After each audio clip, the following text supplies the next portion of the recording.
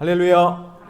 자, 우리 옆에 분 뒤에 분 인사하겠습니다. 사랑하고 축복합니다. 축복합니다. 네, 그래요. 네.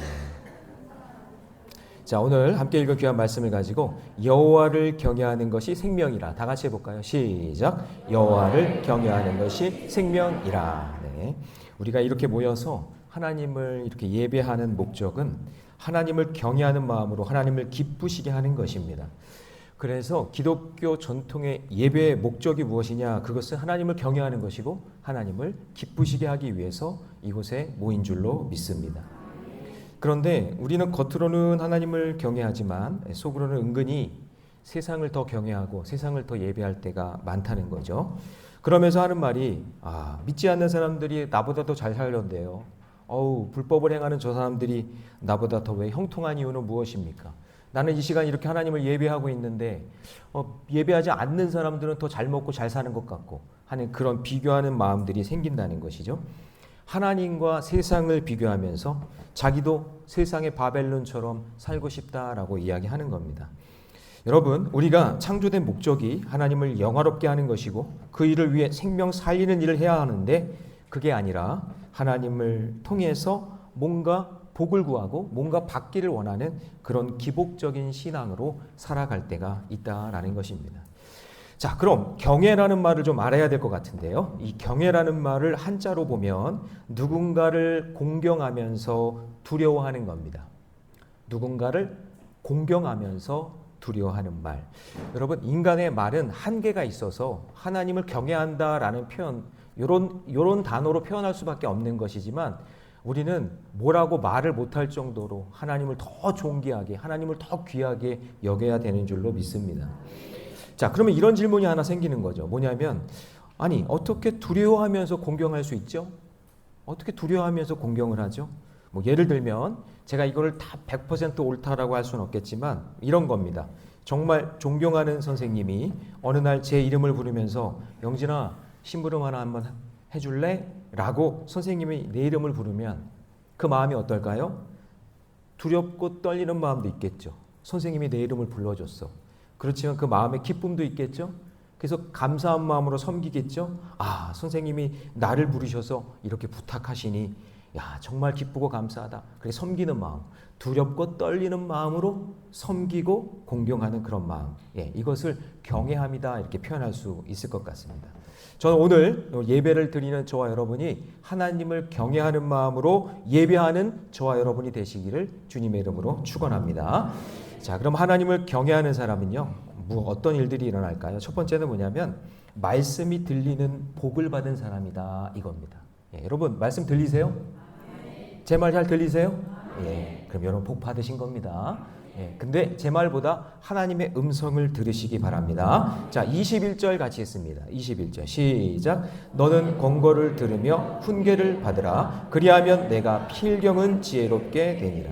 여러분, 성경에 놀랍고 엄청난 복이 많이 있지만 요즘 제가 최근에 깨닫는 복은 무엇이냐면 하나님의 말씀이 들리는 게 복이에요.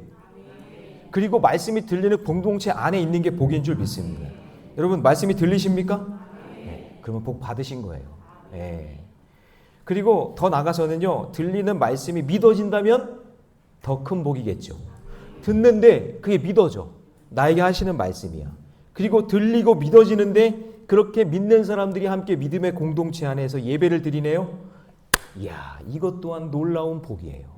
그죠? 옆에 사람 보세요. 잘 듣고 있는지. 잘 듣고 있겠죠? 그 자꾸 듣고 있는 그 공동체가 함께 모이는 거예요. 그 잘 듣는 게 그래서 그게 신앙의 일치예요.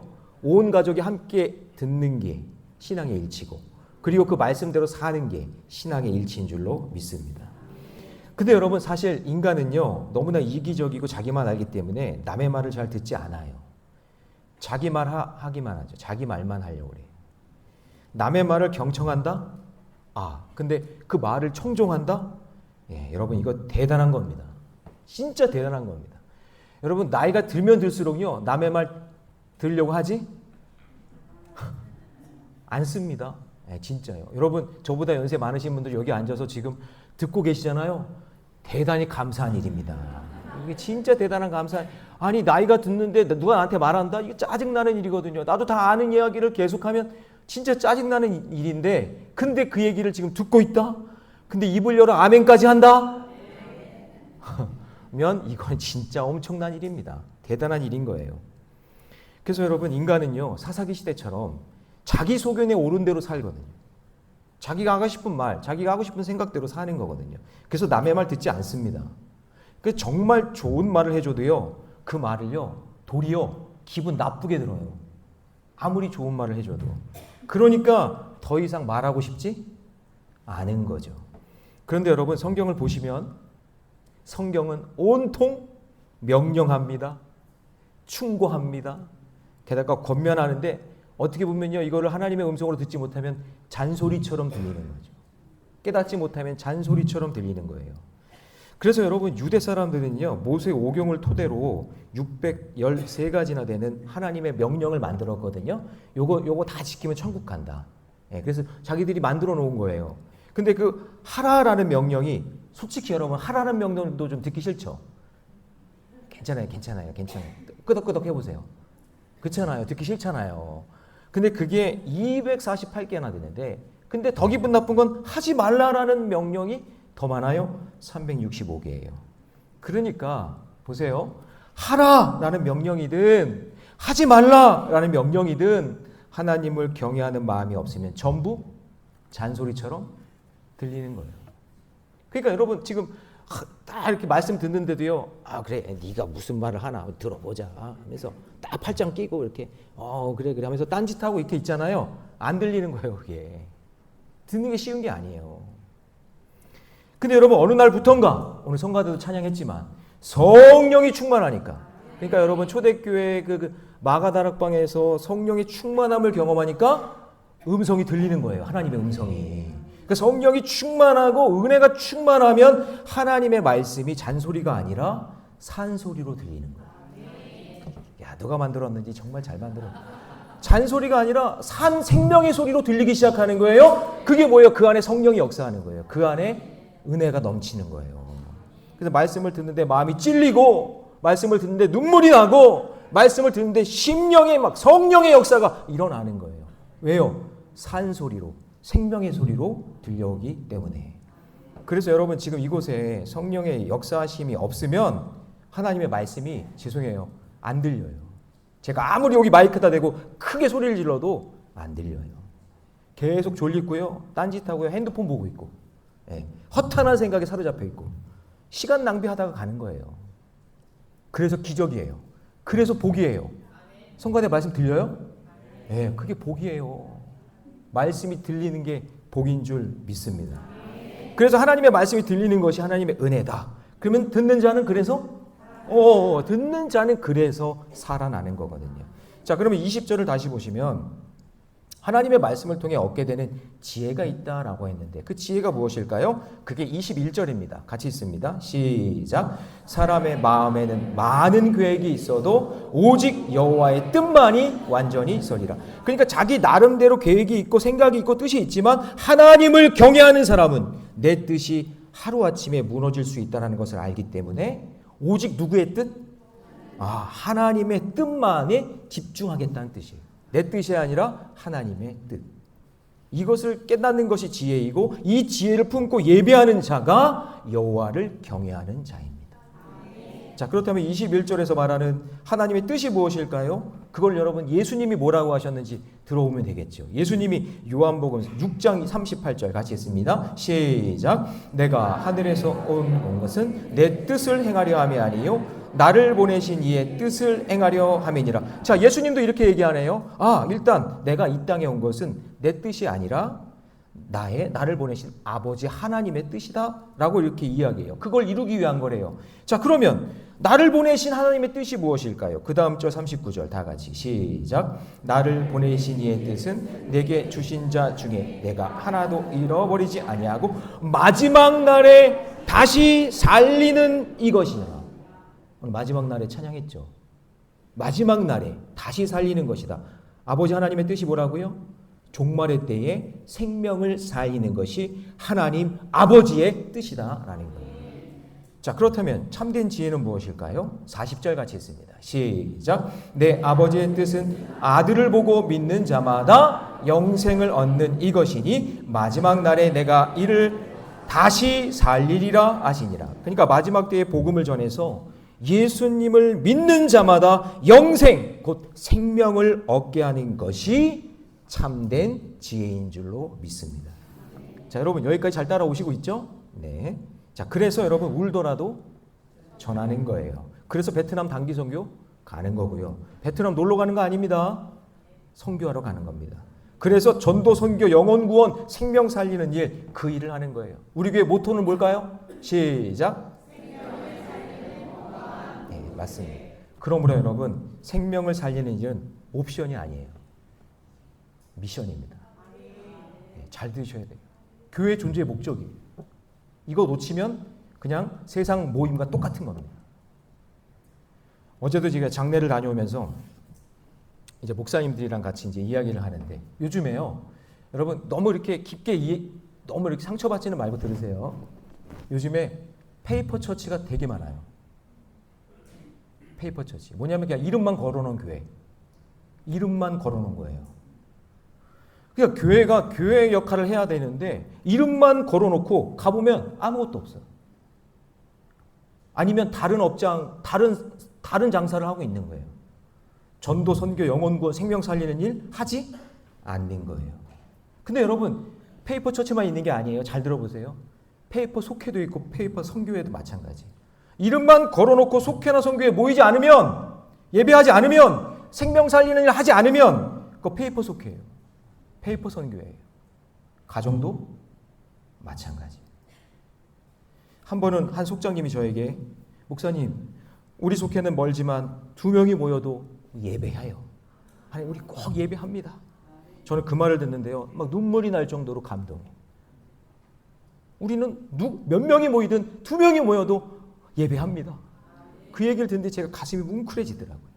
예, 맞습니다, 여러분. 하나님의 뜻, 하나님의 말씀을 이루기 위해 함께 모여 예배하는 것이 영생을 얻는 것이고, 그것이 여러분 하나님을 경외하는 거예요. 그래서 반드시 정리해 놓아야 될 것이 뭐냐면 하나님의 지혜는 하나님의 말씀입니다. 지금 이 시간 하나님의 말씀이 들린다면 그것이 하나님을 경외하는 자의 복된 삶인 줄로 믿습니다. 들리십니까? 그래요. 그럼 그걸 믿으셔야 됩니다. 자, 두 번째, 하나님을 경외하는 삶은요, 마귀의 방해를 말씀으로 물리칩니다. 자, 우리 28절 말씀 같이 있습니다. 시작. 망령된 증인은 정의를 업신여기고 악인의 입은 죄악을 삼키느니라. 자, 우리가 하나님을 경외하는 삶을 살기 위해 말씀대로 순종하며 생명 살리는 일을 감당하려고 하면 마귀가 계속해서 업신여기면서 우리를 방해합니다. 나는 말씀대로 살려고, 말씀 붙잡고 어떻게 보면 살려보려고, 가정을 살리려고, 교회를 살리려고, 속회를 살리려고. 아멘 좀 해보세요. 하여튼 살리려고 말씀 붙잡고 열심히 하는데, 근데 마귀는 자꾸 방해하는 거예요. 뭐냐면, 에이, 야, 하나님 뜻이 뭐가 중요해? 네 뜻이 중요하지. 네 뜻을 이뤄야지. 네가 잘 돼야지 하면서 자꾸 마귀가 말씀 붙잡은 걸 놓게 만들어요. 말씀을 못 듣게 하는 거예요. 말씀이 들리는 게 복인데 그거를 못 듣게 한단 말이에요.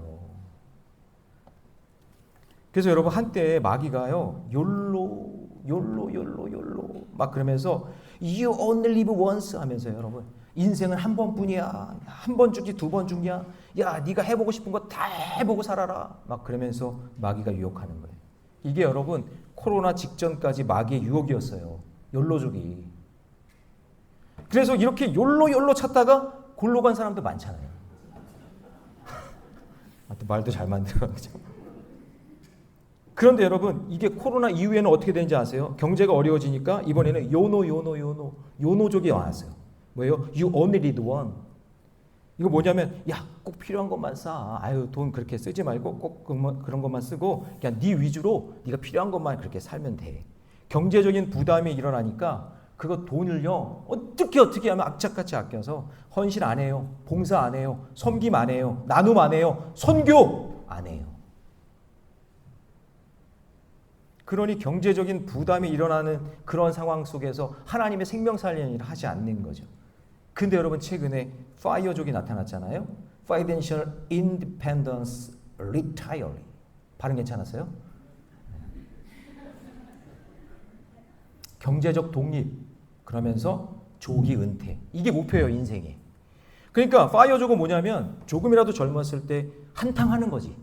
최대한 저축하고 투자하고 막 주식하고 코인 거기에 모든 걸 몰빵 불태워서 경제적인 독립 이루고 그리고 난 다음에 조기 은퇴해서 그리고 자신이 원하는 삶 살겠다는 얘기예요.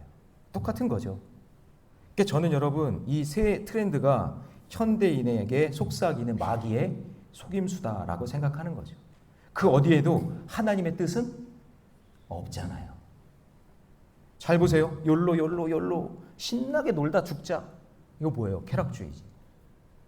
요노. 야 아무것도 하지 마. 돈이 최고야. 물질주의. 파이어. 야 인생 한 방이야. 그리고 신나게 놀면서 살면 돼. 이거 물질주의, 쾌락주의가 함께 있는 거잖아요. 그러니까 하나님의 뜻은 없고 모두 다 누구 뜻만 있어? 내 뜻만 있는 거예요. 내 뜻만. 이것이 전부 마귀의 속삭임이에요. 욜로족들은요, 놀기도 바쁜데 무슨 선교냐, 무슨 봉사냐. 요노족들은 돈 되는 일을 해야지. 야, 노숙자 배식 봉사를 왜 가냐. 토요일이라도 돈 벌어야지. 이러고. 파이어족들은 뭐예요? 예배는 무슨 예배. 주님을 찾지 말고 주식을 찾아라. 막 그러면서 우리를 유혹하는 거예요. 이렇게 살면요, 뭔가가 무너지겠죠. 내 뜻은 세워지는 것 같지만 하나님의 뜻이 무너지는 겁니다.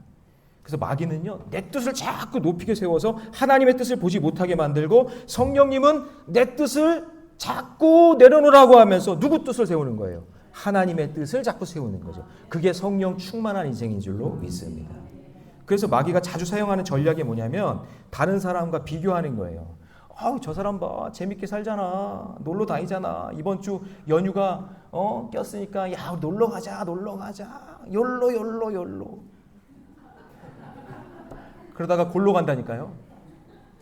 수입 짭짤하네. 나도 요노 하면서 막 수입 돈 조금이라도 돈 벌려고 막 그러고. 야 대박 난데 나도 파이어, 너도 파이어. 막 그렇게 살아간다는 얘기예요.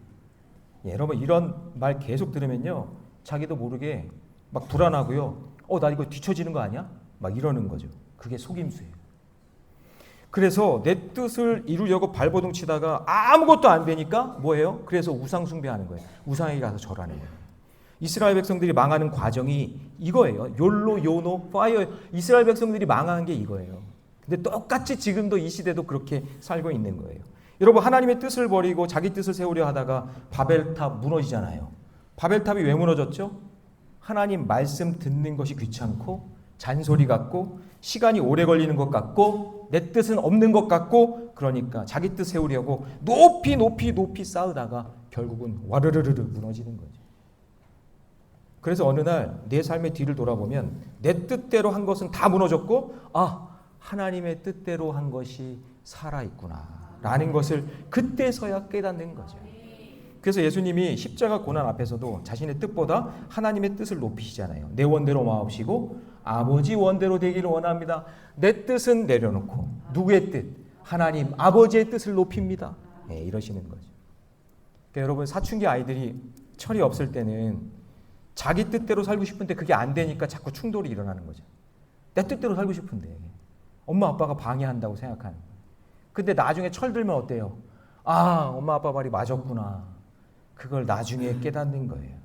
그래서 여러분 가정 예배가 왜 중요하냐면 사춘기가 충만한 아이들과 그 다음에 사춘기가 충만하고 그리고 그냥 갱년기가 충만한 이 부모 사이를 연결해 줄 수 있는 게 뭐냐면 말씀이에요.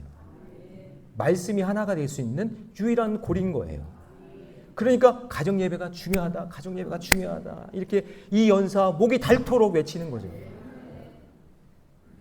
이 간극을 어떻게 해결할 거냐고요. 근데 나중에 이걸 해결 안 하잖아요. 그냥 그렇게 계속 사는 거예요.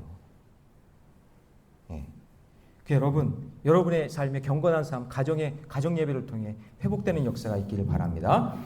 그래서 하루아침에 분열하는 교회를 보면은요, 여러분 우리 모래내 교회 많이 경험해 봤죠? 하루아침에 분열하는 그런 교회를 보면요, 다 자기 뜻이 옳다고 말해요. 그래서 나머지는 다 틀렸다. 자기 뜻. 서로 옳다고 말하고 서로 비난하는데 그 말을 잘 들어보면 하나님의 뜻은 온데간도 없어요. 그래서 교회 안에 자기 뜻만 주장하면서 계속 싸우면요, 그 교회 공동체는요 금방 지옥됩니다. 저는 경험해 봐서 알아요.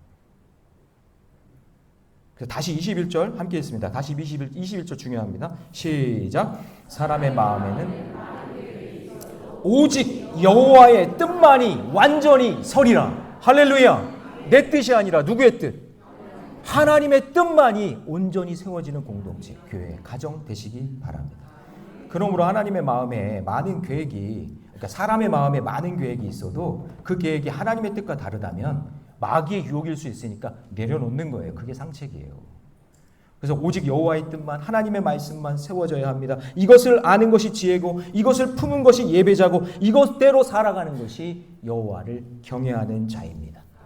그래서 말씀이 들린다는 것이 기적이고, 말씀이 들리면 내 뜻이 무너지는 것을 경험하고 생명을 살리는 하나님의 뜻을 깨닫게 되는 저와 여러분 되시기를 주님의 이름으로 축원합니다.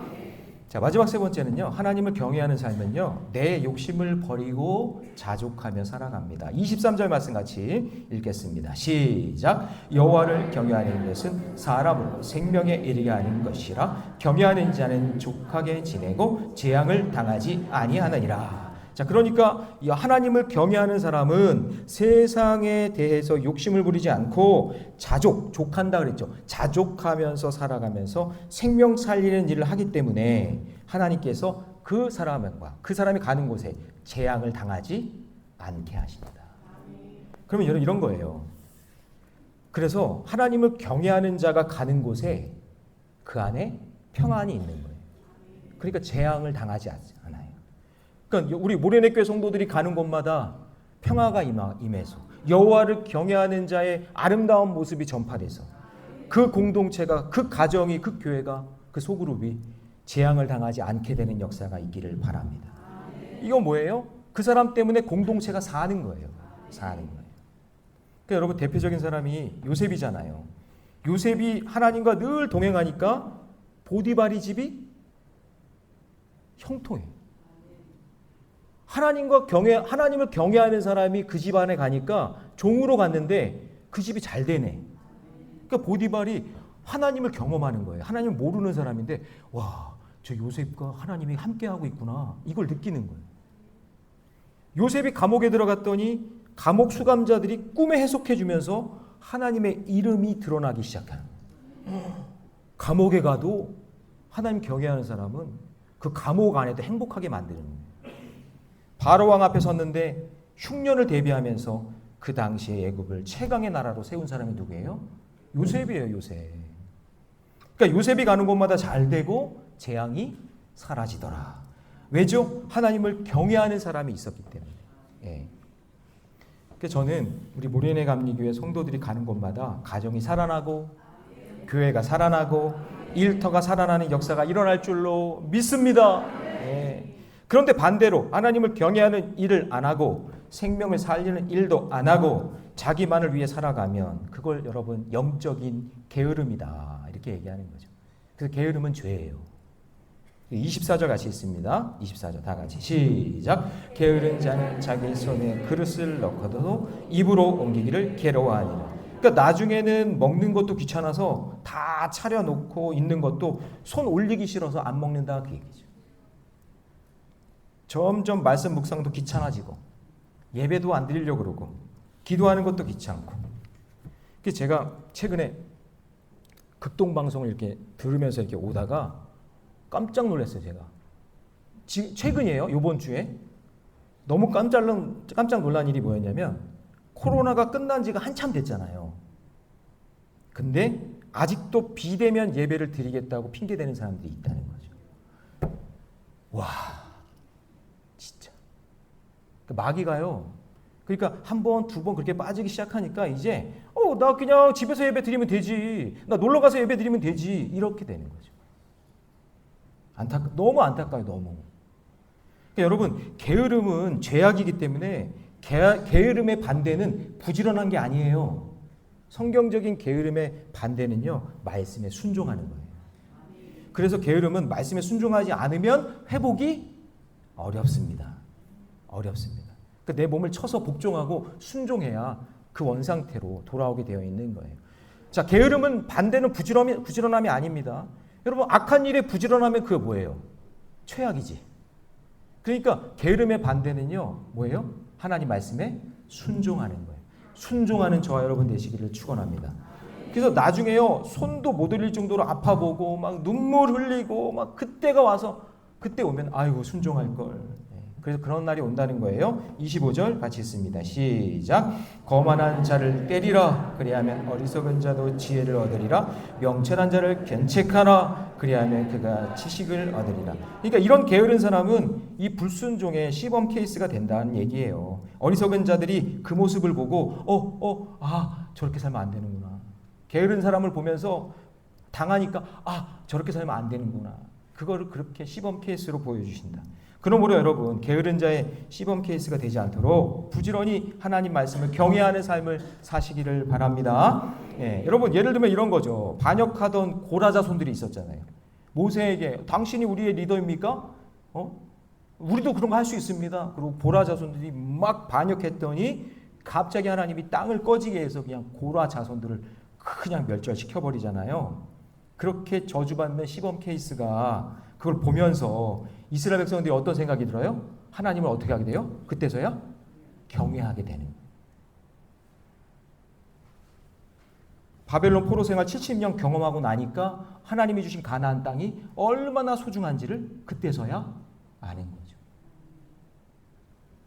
그래서 어떤 신학자가 교만과 겸손에 대한 비유를 하면서 태양 아래 두 그릇이 있는데 한 그릇은 진흙덩어리, 말랑말랑한 진흙덩어리가 있고 한 곳에는 꽝꽝 얼은 얼음덩어리가 있는데 그 두 그릇에 태양을 비추면 그러면 얼음은 녹아서 마실 수 있는 물이 되지만 진흙은 딱딱하게 어떻게 돼요? 굳어버린다는 거죠. 지금 그러니까 이 시간에도 하나님의 성령의 은총이, 은혜의 햇빛이 오늘 여기 비춰지는데 교만한 사람은 듣지 않으니까 하나님 뜻을 모르니까 진흙처럼 계속해서 딱딱히 굳어지고 마음이 강박한 사람이 되는 거고, 겸손한 사람은 하나님 말씀에 순종하는 사람은 얼음이 녹는 것처럼 하나님께 회개하고 변화되는 사람이 된다라는 거예요. 그래서 하나님을 경외하는 자는 사람이든지 상황이든지 하나님이 하시는 일을 통해서 지혜를 얻고 변화되는 사람이 되는 줄로 믿습니다.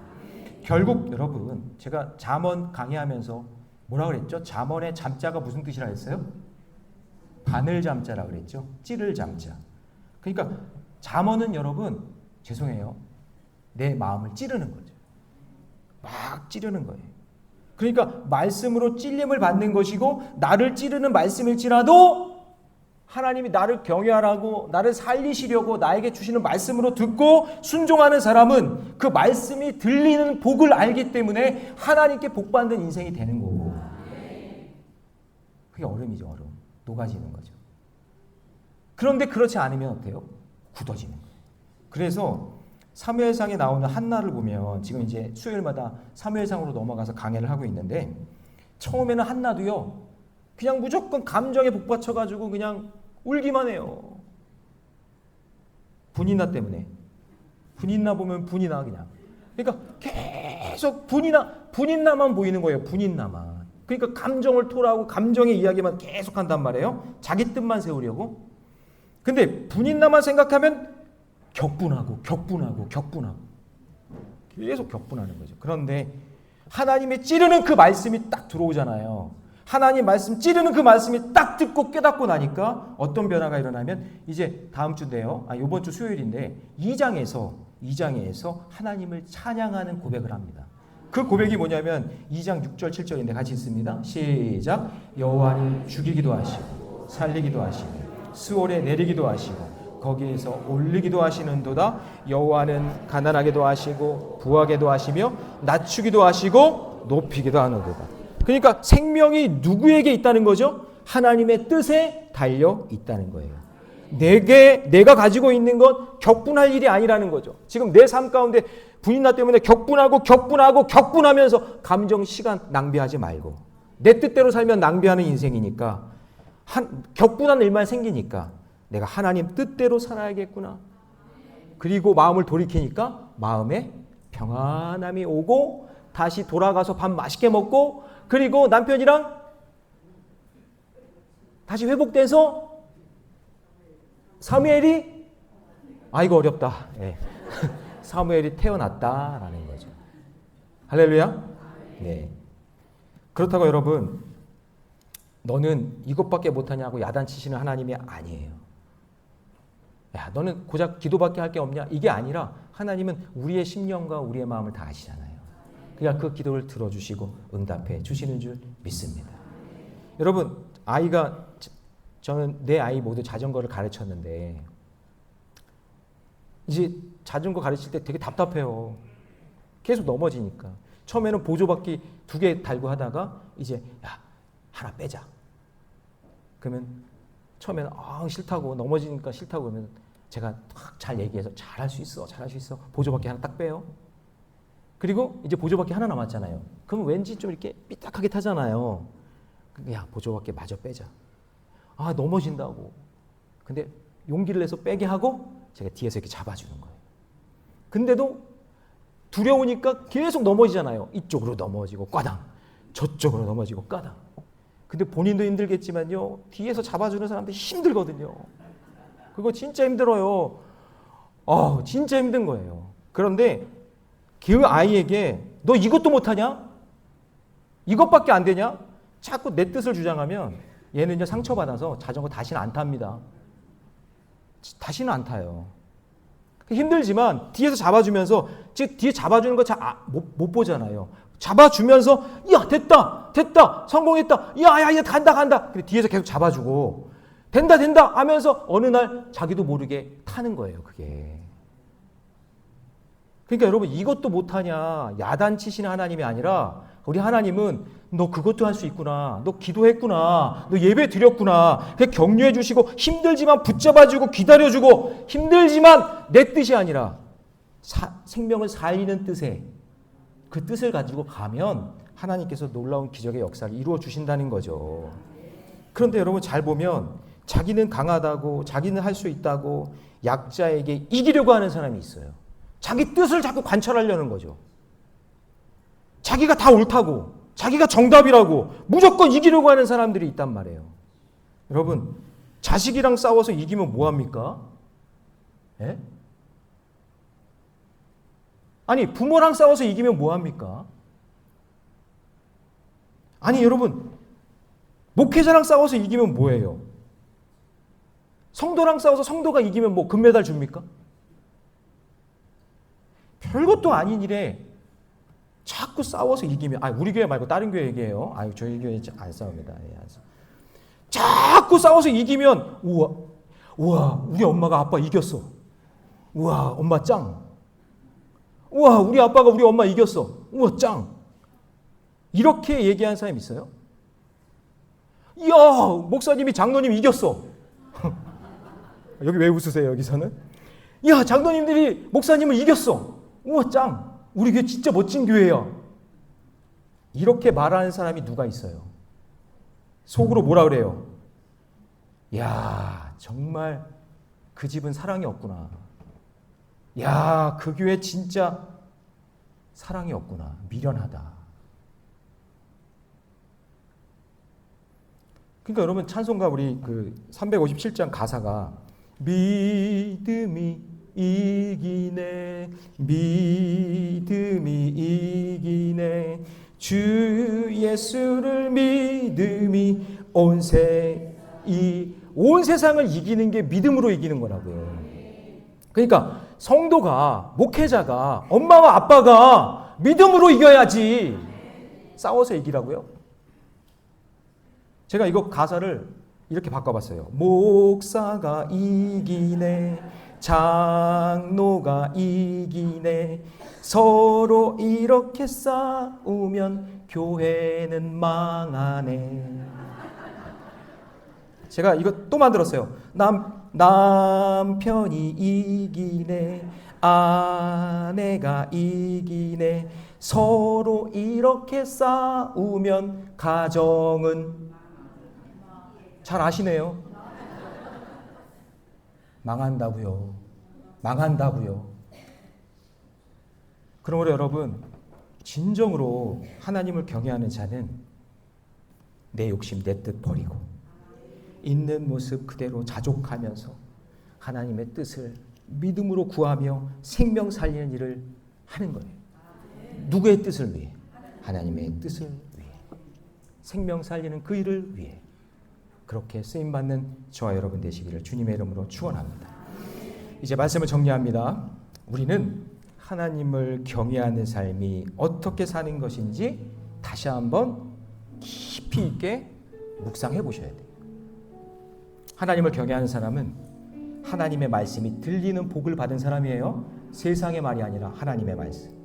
그리고 세상에 수많은 소리가 혼잡한 세상 속에서 하나님의 음성이 들린다는 것은 그 자체가 크신 복인 줄 믿습니다.